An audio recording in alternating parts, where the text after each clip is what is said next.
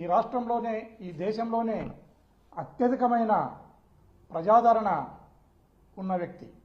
అదే కాకుండా highest threat ఉన్న వ్యక్తి కూడా జగన్మోహన్ రెడ్డి గారు. ఇది నేను చెప్తున్నది కాదు, ఇది స్పెషల్ బ్రాంచ్ పోలీసులు, ఇంటెలిజెన్స్ వారు, కౌంటర్ ఇంటెలిజెన్స్ వారు అందరూ కలిసి ఒక రివ్యూ జరిగినప్పుడు ఆ రివ్యూలో ఇతను హైయెస్ట్ థ్రెట్ కలిగి ఉన్నారు అసాంఘిక శక్తులతో. కాబట్టి జగన్మోహన్ రెడ్డి గారికి Z+ భద్రత అవసరము అని కౌంటర్ ఇంటెలిజెన్స్ వారు నిర్ణయించడం జరిగింది.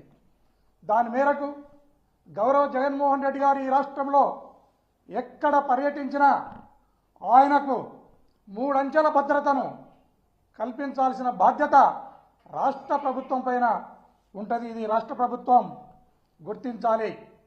ఆయన ఇంటి దగ్గర ఉన్న భద్రతను మినహాయిస్తే ఈ రాష్ట్రంలో ఏ ప్రాంతానికి వెళ్ళినా, ఏ సమయంలో వెళ్ళినా వేలాది మంది జనము గుమిగూడుతూ ఉన్నారు. వారిని కంట్రోల్ చేసే బాధ్యత, వారిని ఒక ఆర్డర్లో పెట్టే బాధ్యత ఈ రాష్ట్ర ప్రభుత్వానికి ఉంటుంది. అలాంటిది మొన్న జగన్మోహన్ రెడ్డి గారు రామగిరి మండలానికి వచ్చినప్పుడు పోలీసు ఎలాంటి వైఫల్యం చెందిందో, ఎలా ఫెయిల్యూర్ అయిందో మనమందరం కూడా ప్రత్యక్షంగా చూసినాం. దీని మీద హోమ్ మినిస్టర్ గారు రెస్పాండ్ అవుతూ 1100 మందిని పోలీస్ వ్యవస్థను డిప్లాయ్ చేసినామనే మాటను అనిత గారు మాట్లాడడం జరిగింది. అమ్మ అనిత గారు, మీరు 1100 మందిని డిప్లాయ్ చేస్తే వారు హెలికాప్టర్ను ప్రొటెక్ట్ ఎందుకు చేయలేకపోయినారు? ఎందుకు చేయలేకపోయినారంటే నేను చెప్తున్నాను, మీరు శ్రద్ధగా వినండి. దీని మీద మరొకసారి జగన్మోహన్ రెడ్డి గారి పర్యటనను జాగ్రత్తగా చూసుకోండి. బాడుకోకు బారానా, మాల్ ఓనర్కు చారానా అన్నట్లు మీ డిప్లాయ్మెంట్ ఉంది. అది ఎట్లా అంటే, మీరు పెట్టిన 1100 మంది పోలీస్ సిబ్బందిని పరిటాల సునీతమ్మ ఇంటి దగ్గర కొందరిని, పరిటాల రవి సమాధి దగ్గర కొందరిని, అదేవిధంగా మొన్న లింగమయ్యను హత్య చేసిన ముద్దాయిల ఇండ్ల దగ్గర సగం మందిని డిప్లాయ్ చేసి, ఎవరైతే జగన్మోహన్ రెడ్డి గారిని చూడడానికి వైఎస్ఆర్ కాంగ్రెస్ పార్టీ కార్యకర్తలు కానీ లీడర్లు కానీ వస్తున్నారో వారిని కంట్రోల్ చేయడానికి మిగతా పోలీసును 4 భాగాలు చేసి మీరు అక్కడ పెట్టడం జరిగింది. జగన్మోహన్ రెడ్డి గారి దగ్గరికి వచ్చే వరకు ఆ హెలికాప్టర్ దగ్గర గార్డు సరియలేదు. అదేవిధంగా లింగమయ్య ఇంటి దగ్గరికి జగన్మోహన్ రెడ్డి గారు పోయినప్పుడు అక్కడ మెటల్ డిటెక్టర్ లేదు, DFMD లేదు, లేక అక్కడ పోలీస్ వ్యవస్థ కూడా చాలా ఇబ్బంది పడిన సంగతిని మనం గుర్తు చేసుకోవాలి. నాకు ఒక అనుమానం ఉంది ఈ రాష్ట్ర ప్రభుత్వం పైన.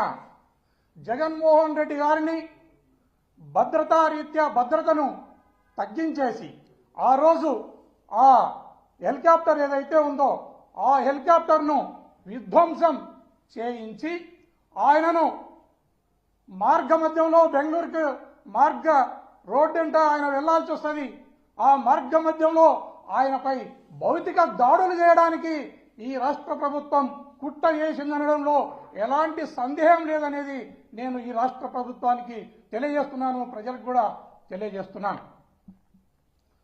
రాష్ట్ర ప్రభుత్వంలో ఉన్న పెద్దలందరూ కూడా గమనించాలి. మనం ఒకసారి గమనిస్తే ఆడళ్ళకు అక్క కాదు, మోళ్లకు బావ కాదు లోకేష్ బాబు. అలాంటి వానికి Z కేటగిరీనిచ్చి CRPF బలగాలను ఆయన దగ్గర పెట్టడం జరిగింది. జగన్మోహన్ రెడ్డి గారు బయటకు వస్తే వేలాది మంది ప్రజలు గుమిగూడుతారనేది ఈ ప్రభుత్వానికి తెలిసి కూడా నామమాత్రంగా మీరు పోలీసును డిప్లాయ్ చేసినారు. ఇలాంటి ఆలోచన విధానాన్ని, ఇలాంటి దుర్మార్గమైన ఆలోచన విధానాన్ని మీరు ఖచ్చితంగా సర్దుబాటు చేసుకోవాలి.